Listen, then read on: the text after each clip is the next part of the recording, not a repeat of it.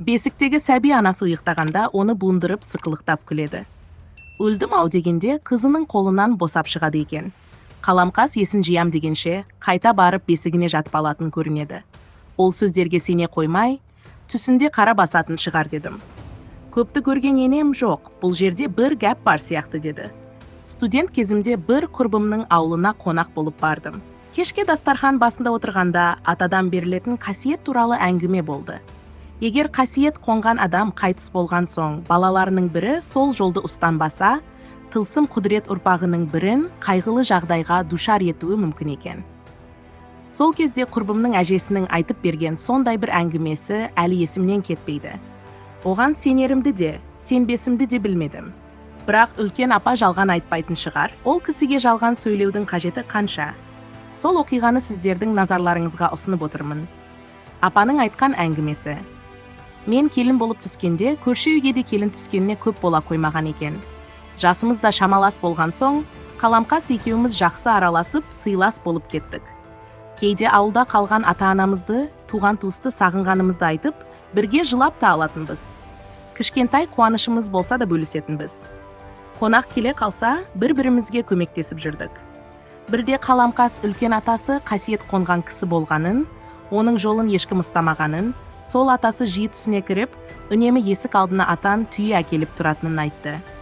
Ауылдағы емшіге айтқан екен, ол атаңның қасиеті саған қонғалы жүр, сен бата ал. Егер бетін қайтарсаң, зияны тию мүмкін депті. Бойымда ешқандай қасиет жоқ, мен қалай бата алам деді.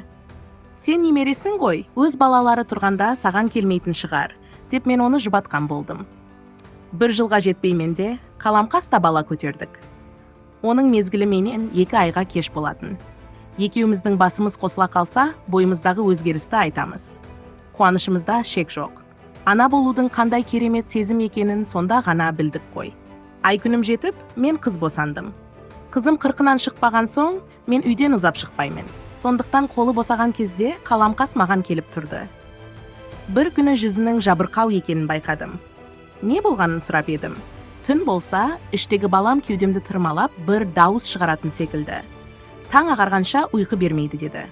Мен оған не деп айтарымды білмей, емшіге көрінсейші деп кеңес бердім. Бір күні Қаламқас босанғалы жатыр деп енемді шақырып кетті. Бірақ оның босанатын уақыты жеткен жоқ еді. Шала туған ғой деп мезгілінен ерте босанғанын жамандыққа жормадым. Бірақ бір күдік іштей мазалады. Не жағдай болғанын білмей, дегбірім қашты. Кеш болды. Түс ауа кеткен енем де келмей қойды. Кеш қарай енем де келді ау, әйтеуір. Бас салып сұрауға қымсындым. Өзі де ештеңе дей қоймады. Кешкі астан кейін шай ішіп отырғанда, әңгімені өзім бастап, Қаламқас ұл тапты ма қыз ба? деп сұрадым. Енем әр кездегідей сабырлы мінезімен сәл үнсіз отырды да, айтарға тілім бармайды деді. Шыдай алмай тыныштық па деп сұрадым. Құдай басқа бермесін, аяқ қолының тырнақтары сояудай, түрі адам деп айтуға келмейтін бірдеңе өлі туылды деді. Содан кейін Қаламқас біраз уақытқа дейін үйінен шықпай қойды. Бір күні енемнен қызымды алып Қаламқасқа барып келейін деп сұрадым. Енем, өзің барып, көңілін аулап қайт. Сенің балаңды көрсе көңілі бұзылар деді. Енемнің ақылын тыңдап, өзім бардым. Қаламқас мені құшақтап ұзақ жылады. Оған қосылып, мен де жыладым. Әлден уақытта жылағанын тоқтатып, қызым жайлы сұрады. Қылықтарын айтып едім, ол да мәз болып көңілденді. Қайтарда, мен баладан шыға алмаймын, сен келіп тұрсайшы дедім. Ертесіне ақ ол үйге келді. Содан кейін жиі келіп, қызымды ойнатып кетіп жүрді. Көп ұзамай Қаламқас қуанышты хабармен келді. Тағы аяғы ауыр екен. Бала көтеру ана үшін қандай қуаныш екенін тек ана ғана түсіне алады. Қаламқас үшін қатты қуандым. Алладан аман есен аяқ қолын бауырына алып, сәбиін бауырына баса екен деп тіледім. Ай күні жеткенде Қаламқас қыз тапты. Ауыл болып шілдехана тойын өткіздік. Қаламқастың қызы әлі 40-нан шықпаған соң мен барып тұрдым. Өзімше білгенімді үйретем.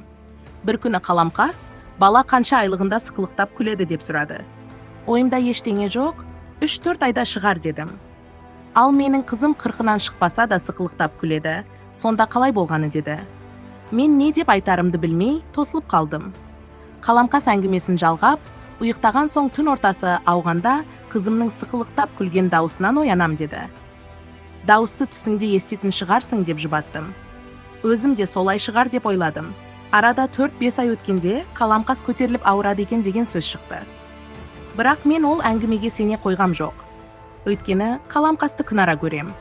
Бойынан ондай өзгеріс байқаған емеспін. Бір күні енемді сол үйге шақырды. Келген соң енем, кейінгі уақытта қаламқастың бойынан ештеңе байқамадың ба деп сұрады. Жоқ, неге сұрадыңыз дедім. Енемнің айтуынша, түнде ұйықтаған кезде қызы бесіктен босанып келіп, қаламқасты буындыратын көрінеді. Өлдім ау дегенде қызының қолынан босап шығады екен. Қаламқас есін жиям дегенше қайта барып бесігіне жатып алатын көрінеді. Ол сөздерге сене қоймай, түсінде қара басатын шығар дедім. Көпті көрген енем жоқ, бұл жерде бір гәп бар сияқты деді. Келесі күні қаламқастың хәлін білуге бардым. Ол өте көңілсіз екен.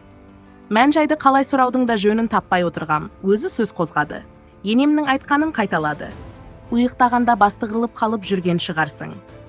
Ол түсің болар дедім. Жоқ, оянып, көзімді ашқанда қызымның маған қарап сықылықтап күліп, бесігіне барып қайта жатқанын анық көрем деді. Мен не айтарға білмедім. Екеуміздің құшақтасып, жылауға ғана шамамыз жетті. Көп ұзамай, қаламқас қайтыс болды деген суық хабарды естігенде, есімнен тана жаздадым.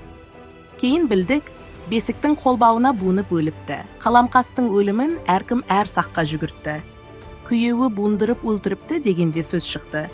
Өйткені ешкімде бесіктегі қызы буындырып өлтіріпті дегенге сенген жоқ. Қаламқастың қызы туралы айтқанын білсемде, менде ол кезде сене алмаған едім деп, апа әңгімесін аяқтаған еді.